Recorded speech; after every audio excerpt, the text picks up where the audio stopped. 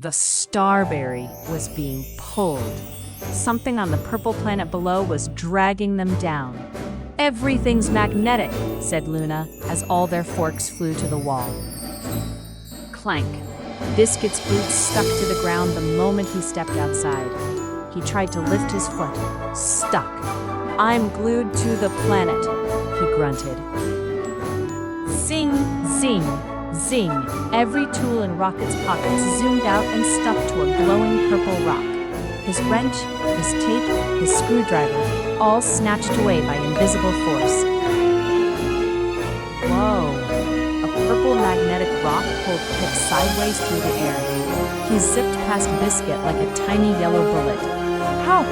I'm being magneted!"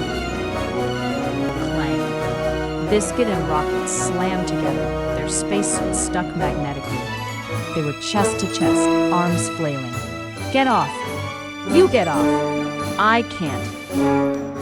"North and south poles," said Luna, examining a glowing purple crystal. "Some rocks push, some rocks pull. We need to use the push ones to unstick things." The Starberry. The ship was sliding across the ground toward a massive magnetic mountain.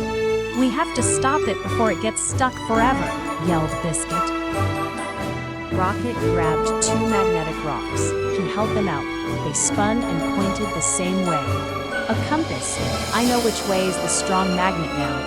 His tail wagged with pride. Pip held a magnetic rock above his head and a push rock below his feet. Zoom. He floated up. "I'm flying. Magnets make me fly." He zipped through the air laughing. "Push the ship away from the mountain." They lined up push rocks behind the Starberry. The purple glow intensified, and the Starberry slid backward to safety.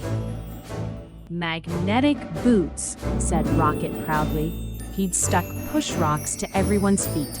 Now they could walk normally, clump, clump, clump, stomping across the purple landscape. For launch, they built a magnetic catapult.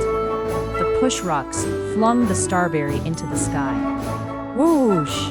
Best launch ever!" screamed Pip as they rocketed into space.